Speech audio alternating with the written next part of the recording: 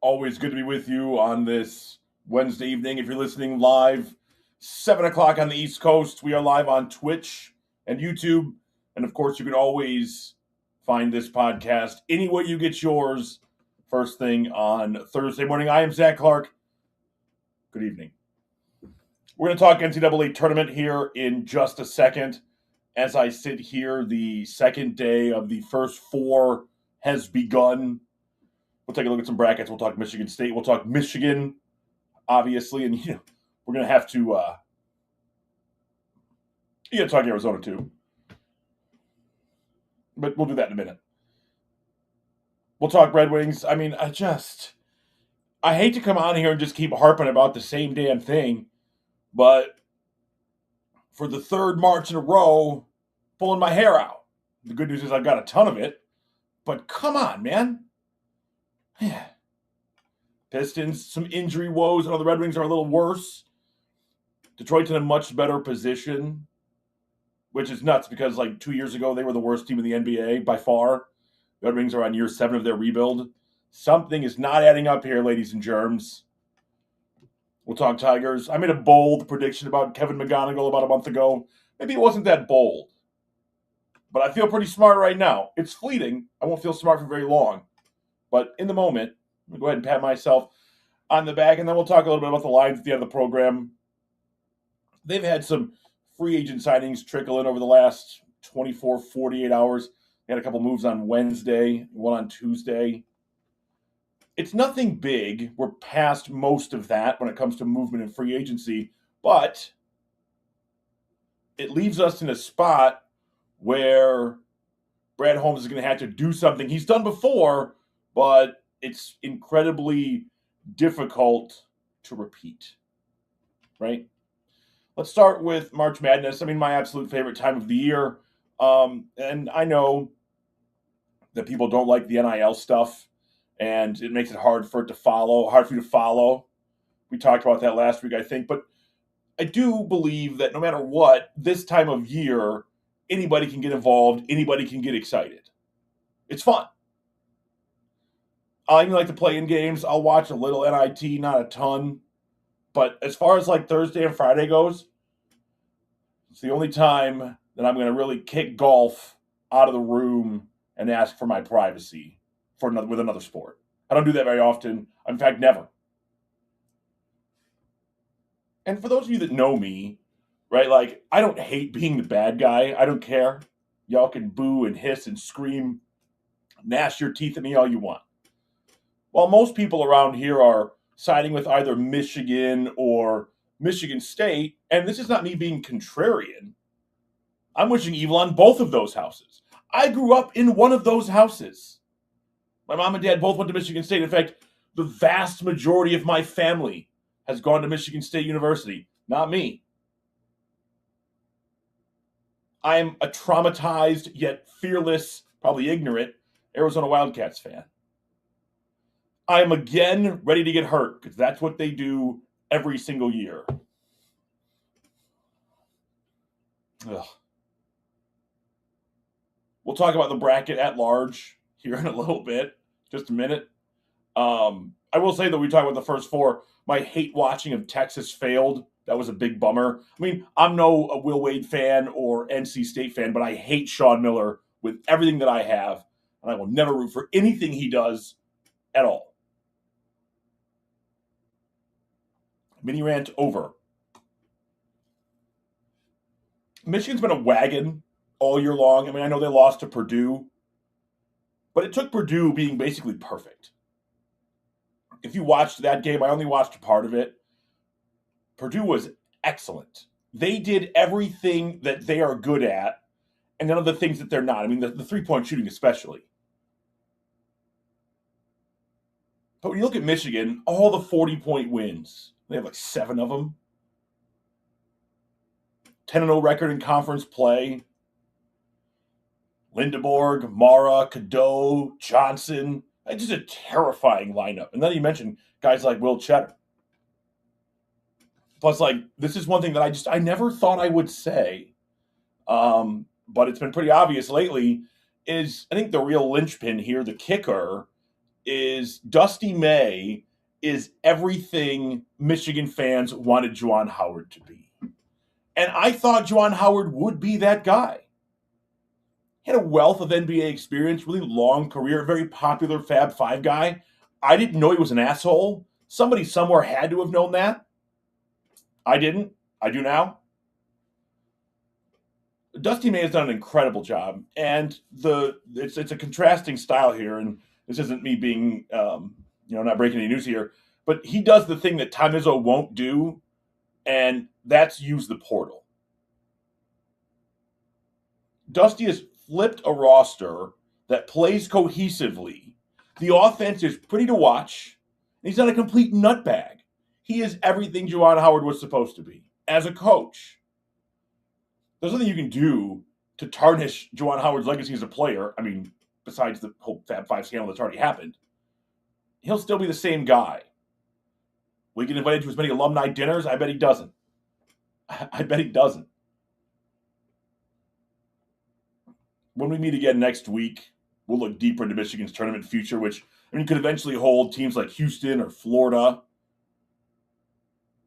I don't see much of an issue against Howard. And then the winner of Georgia or St. Louis. I mean, that should be 2 wins there. And the way Michigan has been blowing teams out, I would expect 2 pretty dominant wins. And if you can get there, which you should, Michigan should be a lock for the second weekend. You're going to Chicago. You're going from Buffalo to Chicago. It's everywhere you want to be. And that's the advantage of being a good basketball team. Good seating and proximity. You get to go to a place where, I know Chicago is filled with U of M alums. There is a lot of them there, and it's going to be rocking. On the flip side of the coin, Michigan State, I thought they were a lock for the 2 line. I really did. But I think what happened was, and I don't think, I'm positive this is what happened, was Purdue won the Big Ten title. And they forced their way onto the 2 line, and Michigan State did themselves no favors by losing to UCLA and Stubby Mick Cronin. It's unfortunate. I have to ask, is the Izzo March magic gone? Right? January, February, Izzo, April, right? Death taxes, Izzo. Do we still feel that way as Michigan State people? I'm not one of them. I'm talking to you out there in Michigan State land. They've been going to the Final Four since 2019, which, a lot of programs, you're like, okay, that wasn't that long ago. But for so many years, one of Michigan State's calling cards, one of Izzo's calling cards was, if you come here and stay for 4 years, I will take you to at least one Final Four. He's about to go through 2 cycles with no Final Fours. Amidst here the longest drought of his stellar career. I'm not talking shit about Izzo in the past. I'm just wondering if you still feel that March Izzo magic is still there. Michigan State is a good basketball team, but they don't shoot the 3-pointer very well at all. They don't take a lot of shots. When they do, they don't make very many of them. When you think back to Michigan squads of a short time ago, they're missing that closer defensively. Think Tyson Walker. Now, Jeremy Fears is an excellent player. Cohen Carr is a living highlight reel. I could watch that kid dunk all day long. Could Michigan State be in trouble right away? I doubt it. Look, if you're looking to go big shocker upset and you want to pick North Dakota State of 14 over a 3, it might not be a bad spot if you're intent on picking one of those 13 over 4s. I only say that because we talked about Michigan State's inability to shoot. Well, North Dakota State shoots 40% from downtown. If you can't combat that defensively or come back from that, life gets difficult. Am I picking North Dakota State over Michigan State? No, absolutely not. Absolutely not. Maybe Louisville in the second round. That would be a lot of fun. I think the Spartans would rather see USF, though Louisville, I believe, is dealing with an injury. And then, one of the things that's been a hallmark over the last, 2-3 decades has been Michigan State and Duke in the tournament. They played a ton of really fun games. That could happen again. We could be on track for that if Michigan State can get that far. And as we look at the brackets, if you're watching on Twitch and YouTube, which I encourage, You can see mine right there. And like people talk about, like, well, do you pick with your head or your heart? I'm like, what's the difference? I mean, at this point in the year, none for me. Why wouldn't I pick Arizona to win it all? Tell me why. If I'm controlling the universe and picking things, I don't have any control, but why would I pick otherwise? Why would I root against myself? I'm not here trying to make a ton of money winning some bracket challenge, but of course I'm going to pick Arizona to win the whole thing. I mean, the odds of winning a bracket pool are pretty slim anyway, right? Somebody's going to get lucky, somebody's not going to get lucky, and somebody will watch just enough basketball to squeak through. If I did one bracket or 1,000, I would pick Arizona to win every single time. They all would end the exact same way. Why wouldn't they? Remember back in the day, I used to listen to Mike and Mike like a lot of people on ESPN radio, and I loved their brackets of integrity. Like they do one bracket. You can see here's my one bracket right here. I've got Arizona winning it all. Duke and Houston, Arizona and Michigan in the Final Four. We'll talk more about this as it goes closer, but I mean, here's mine for what it's worth. As far as like right now, trying to predict the whole tournament, that's insane. We'll have breakdowns by week, right? Like when we sit here a week from now, we will talk about not only what we saw, but what's coming up. The field is so large, which I think is great. It's hard to take a big sweeping look at the tournament in this setting. It takes them an hour to do it on TV, and they're bouncing all over the place. But yes, as you can see, I picked Arizona to win it all. Why wouldn't I? Why wouldn't I? It'd be crazy not to. You know, usually there's nothing like hearing that sound. I mean, really, as a Detroit Red Wings fan, it's the most glorious sound there is, the goal horn. But now it just makes me anxious. It never ends with this team. I mean, I swear. Detroit has lost 5 of 6. Their March struggles continue for a third straight year. They are 3-4-2 this month, 5-6-2 since the Olympics. And then you think to yourself, all right, we said a week ago that they've got to make the playoffs. I still think that's true.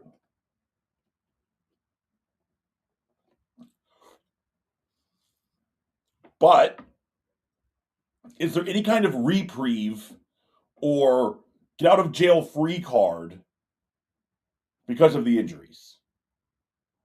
I mean, Larkin is out at least another week. Kopp is out. Rasmussen's not available this week. I mean, they got Perron, but he's still not available. So that's 4 dudes right there. I mean, DeBrinket's playing an insane amount of minutes because who else is going to score? And the funny thing is he'd been slumping pre-Olympics. But he's got 12 points in his last 9 games. Very encouraging. And so you come back to Steve Yzerman. And you say, well, Zach, look, man, he made moves this year, but then let's say they missed the playoffs. But he made moves this year, Zach. He tried, and they missed the playoffs because Larkin got hurt, and so did Kopp, and so did Rasmussen, and Perron never played. Whatever. Okay, fine. That would be okay if we were not in year 7 of this process. It may have been too little, too late. Even if he did something this year, should those things have been done a couple years ago in build-up to what could have happened this year? All that cap space, all those premium draft picks. Has Steve Yzerman's past passiveness come back to bite him in the ass? I don't follow hockey closely enough to be able to tell you, like, who the top dog GMs are. I'm not going to lie to you and pretend that I do and Google some bullshit list and then just start reading it. I don't know that. But I would have to tell you, I would have to think that Stevie Y is in any of those conversations, at least not right now with the Red Wings. Maybe he was in Tampa. But right now, it's just a big fucking bucket of missed opportunities, excuse my French. And you give him a pass last year, I guess, because it was like, you know, they switched coaches mid-year. If you want to give him a pass for that. 2 years ago, Larkin got hurt again. Or maybe this is the again. That was the first one. Doesn't matter. But for 20 some years, there was nothing that could derail the Red Wings from making the playoffs. Literally, for over 2 decades, this, that, or the other thing did not stop Detroit from making the playoffs. And now it's like the princess and the pea. One tiny little thing happens and everything falls apart. Is that their identity? Is that just who they are? I'd like to think not, but I'm not sure anymore. How can anybody be sure anymore? It's maddening. It's just, God. And for what? The caution, the patience. For what are we being patient? I won't go on my tirade about being patient again like I did last week, but at least tell me why. And I mean, speaking of patience, whether you have it or not, this next few days could be it for Detroit. They play Montreal and Boston Thursday and Saturday, both games at LCA. These are essentially playoff games. 4-point swings. Can't afford to give up 2 points. Can't afford to not get 2 points. Detroit has the wild card 2, but they're tied in points with Boston, who has wild card 1 because of point differential, I should say goal differential. And they're 1 point ahead of Columbus. There is no room for error. Even if there was before. With the injuries and the slump, your back's against the wall. I mean, hard.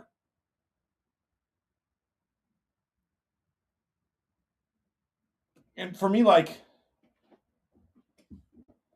the thought starts to creep in. Is this team worth my time investment? I'm not talking about today, tomorrow, or next month. I'm talking about, like, in the long run going forward.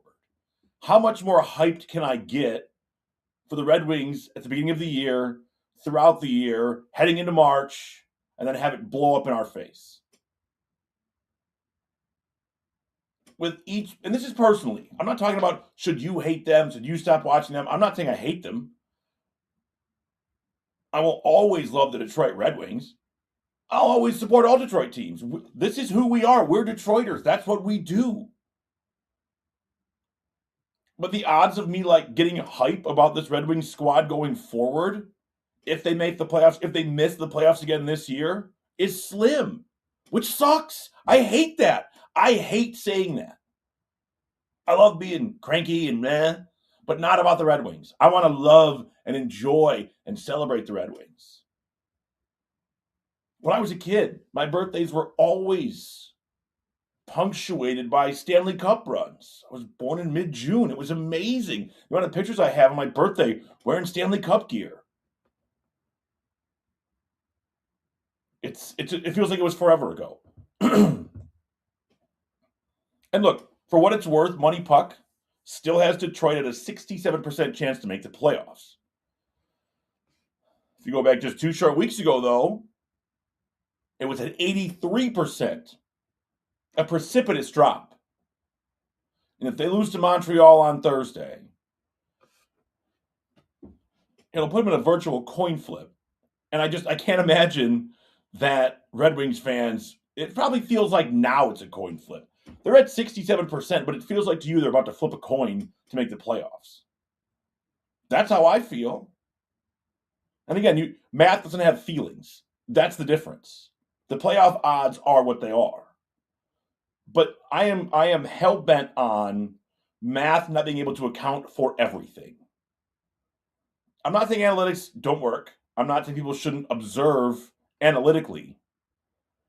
But I think there are just some things that can't always be measured with a calculator. And right now it feels like the Red Wings' spirit, their confidence in themselves, their ability to beat back the demons of missing the playoffs the last 2 years. It feels like that's taken over. That they not that they're resigned to it, but the way they're playing. I mean, if they were losing to good teams here and there, or I should say good teams left and right, but they're not. They're not. They lost to Florida twice. I was so whiny today. You know what it is? You know why I'm whiny? I got stuck behind the Ferndale train for 22 minutes. That's why I'm whiny today. Every time, that train ruins my life. but at least I'm not dramatic about it. I said at the time, and I'll say it again, I do not understand why the Cleveland Cavaliers fired JB Bickerstaff. I mean, Cleveland is in Ohio, and that sucks. So maybe there's just some kind of overall brain seepage. But JB, he's brought an edge to this Pistons team that we haven't seen since the going to work Pistons. I can't get enough of it. Cleveland fired JB because they thought he couldn't build a modern offense. They missed the playoffs twice in a row. Or no, excuse me. They got bounced in the first round of the playoffs 2 years in a row. That's what happened. And, on that modern offense thing, he's currently coaching the 8th best offense in the league and maintaining the 2nd best defense. So, to the surprise of very few, it turns out the problem in Cleveland was not Bickerstaff. It was Cleveland's front office itself. I say that smugly as the Pistons gave Monty Williams how much money to leave? He's like, I don't want to coach you. They're like, are you sure? He's like, yeah. He's like, well, how much money you got? They're like, well, we got like a lot of money. He's like, I mean, if you beg me, I'll come. And then they're like, wait a second, this guy's not into it. Well, yeah, you bribed him to be here. You didn't want to be here. He told you didn't want to be here. God, I'm glad he's not here anymore. That was just, But look what JB Bickerstaff has done in a short time. Now, granted, he's gotten the benefit of the growth of Cade, Jalen Duren, Sasser, Holland. But I am thrilled that JB Bickerstaff is here in Detroit. Beef Stew's missed some time this season, a little suspension issue. Now, grade 1 calf strain. Sounds like he's going to be out at least a week, or there'll be an evaluation in a week, which means he won't be back before then, but maybe not then either. Which, I mean, I don't love him being out, but you got to get it right before the stretch run. This Pistons team is going to make the playoffs. We're not having the Red Wings conversation. We're like, is Detroit going to make the playoffs or not? The question is, can they hold the 1 seed or not? That's the only question I have. They're going to win their division. They're going to make the playoffs. Can they hold the 1 seed? That's my only question going forward for this team.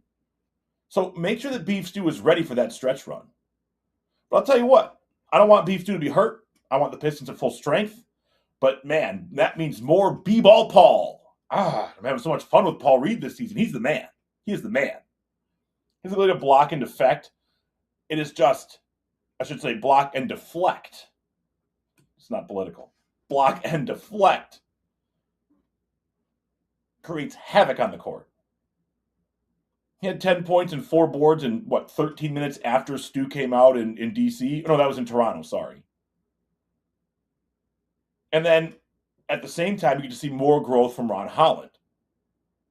And, he's a beast defensively. It's becoming far less of a liability offensively. I think he averaged 4 points last year, 8 points this year. And in his sophomore season, he's been great in transition. I've loved watching him get out and run. If you look at Reed and Holland and Marcus Sasser, too, the Pistons have a tough bench. And as we know, as we get closer to springtime into the playoffs, that's massive. It is everything to be able to have a bench like that. Especially when, it sounds like Cade's a bit hurt, too. Back spasms. Sounds like he'll miss at least the next game against Washington, which, is it weird? They were talking about this, I think. Oh, Chris Villar was talking about it the other day on the pregame show before the Wizards' first game. That would have been on Tuesday. And he was talking about how it was kind of weird they played back-to-back in the same arena. One night in between, it was Tuesday, Thursday in the same spot, same 2 teams. I do think that's silly, but I think it's less silly than having one of those games in Detroit and one of those games in D.C. I think the back-to-back is weird and somewhat unavoidable, or I should say somewhat avoidable. Anyway, they're in Washington again on Thursday. And he didn't practice today on Wednesday. Cade didn't. You don't want him out, but Washington is terrible. They don't even have 20 wins. You always need Cade Cunningham. Let me rephrase that. You always need Cade Cunningham. He's in the MVP conversation. He's a guy you need every second of every minute of every game. But the Pistons should be able to win a game like this without him.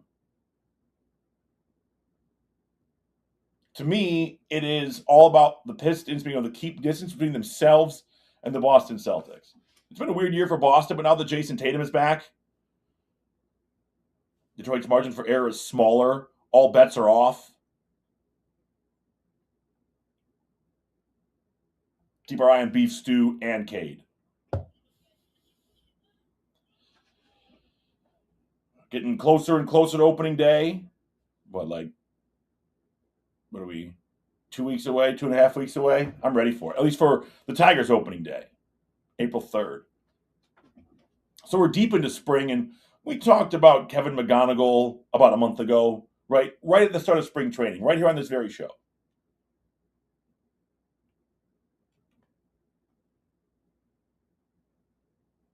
And, he has looked every bit like the number 2 prospect in baseball.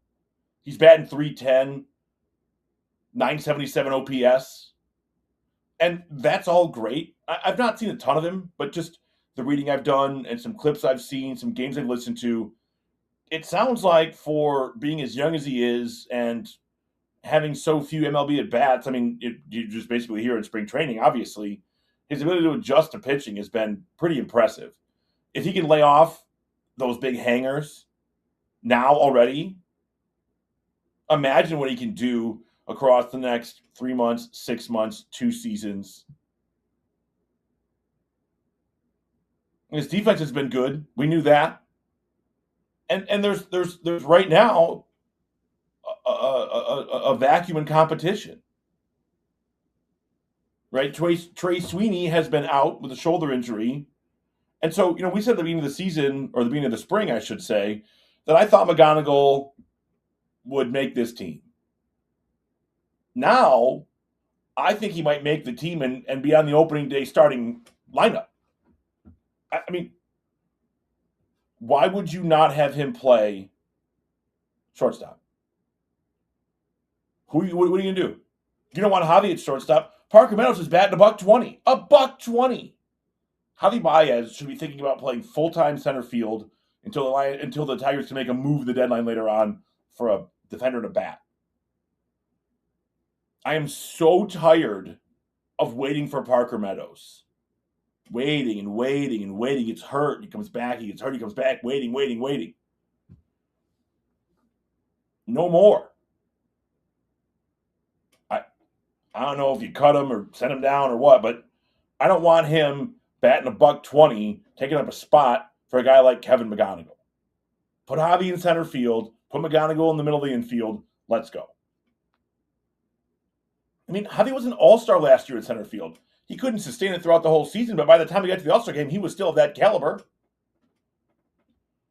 You may see Javi at third a little bit too. Look, here's what they're not going to do is cut Javi. He has shown that he can be flexible enough position-wise, which I didn't think he could. I'm impressed. Because we know that AJ loves positionless baseball, right?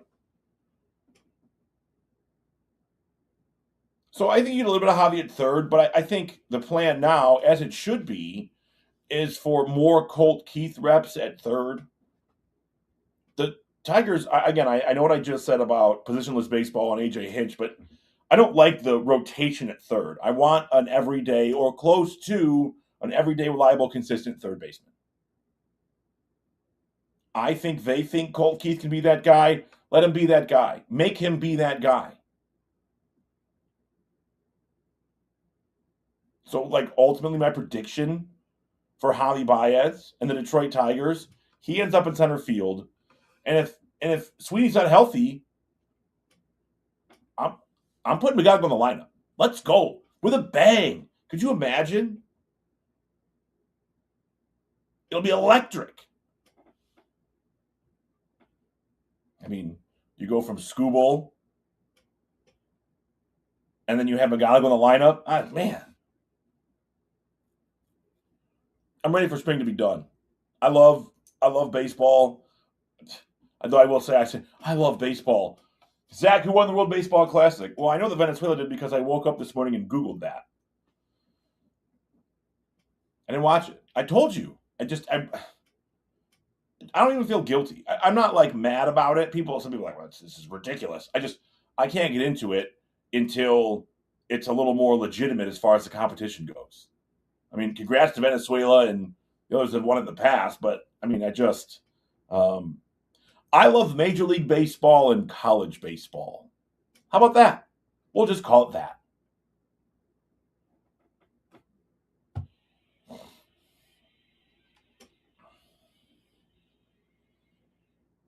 So the Detroit Lions over the last 24, 48, 72 hours, depending on how you want to measure it, they've been adding some small pieces, right? Some backfill.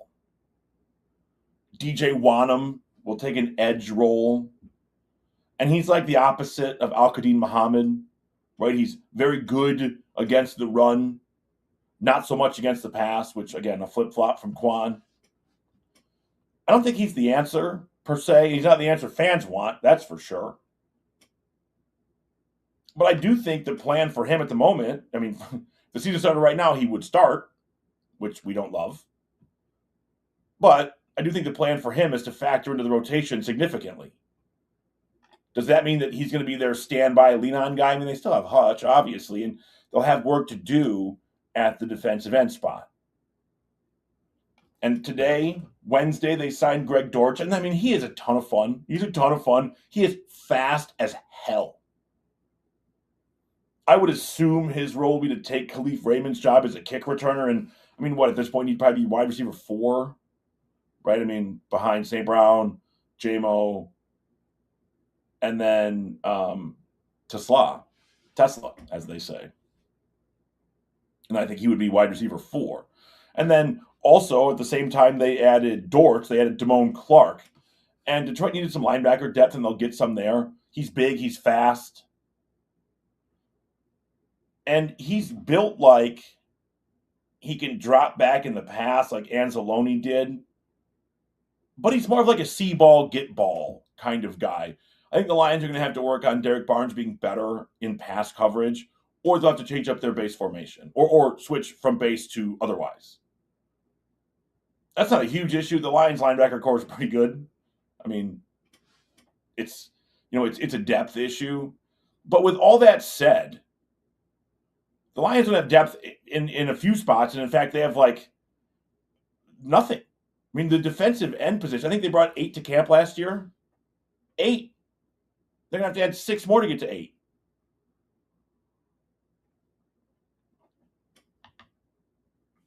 Brad Holmes has his work cut out for him. There's no question.